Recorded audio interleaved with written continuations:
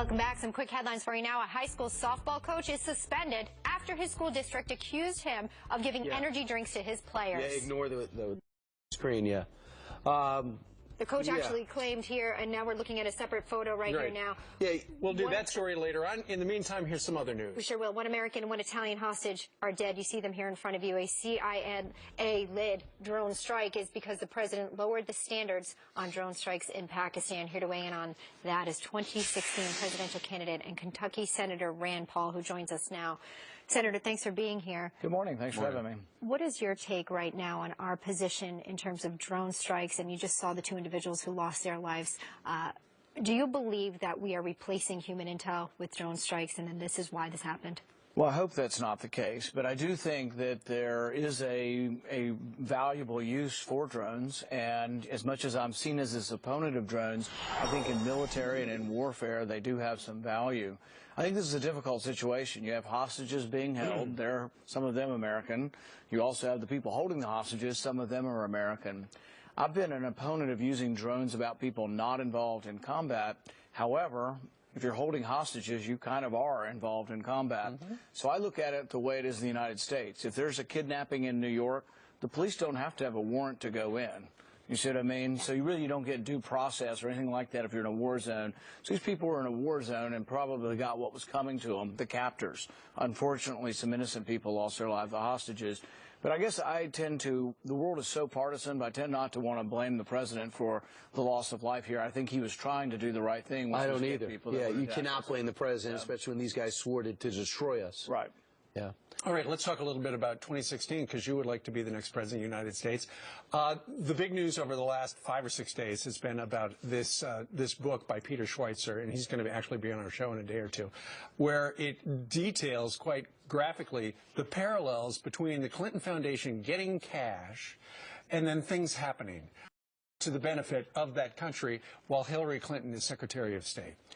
Well, you know, I think it's very worrisome that the Russians now own a uranium company that does 20% of the mining of uranium in our country. I mean, there are a few companies and few industries where I think the government should have some kind of regulatory role, but definitely in a national security industry like uranium, the government has some control. So in order for the Russians to buy this group, it had to be approved by Hillary Clinton. It did. Now, she says, well, I didn't actually do anything, but it has to be a unanimous vote. Had she stood up and objected, the sale wouldn't have gone through. But now the Russians own 20% of our mining, and then it turns out that the people who own the mining company were giving over $100 million to the Clinton Foundation.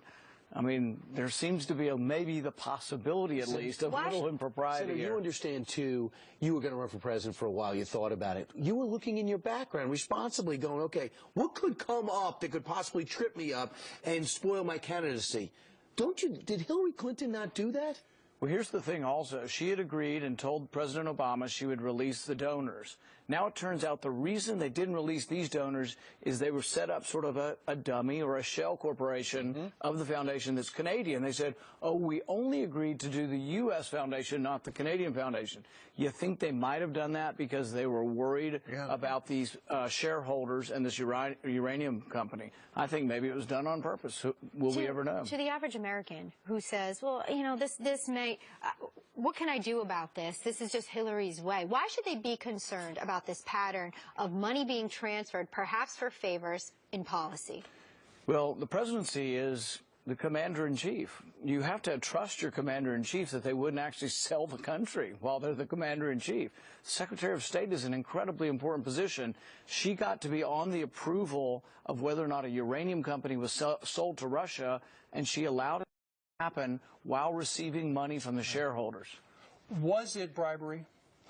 Well, I think it has the appearance of impropriety, I think is the best way to put it.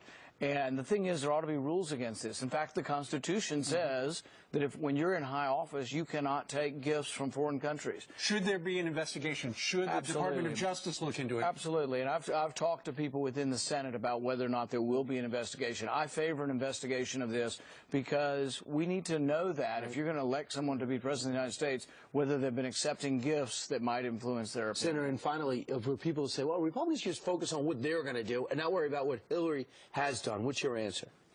Well, I think it goes to character. It goes to wisdom. You want someone, that's why I say Benghazi is still an issue. The decisions she made weren't just the day of Benghazi. It was for 9 months she denied more security requests. She kept sending the security home and then saying, oh, I didn't make any of these decisions. But that goes to wisdom, and I think your commander-in-chief has to have wisdom and to be able to say, I will defend American interests.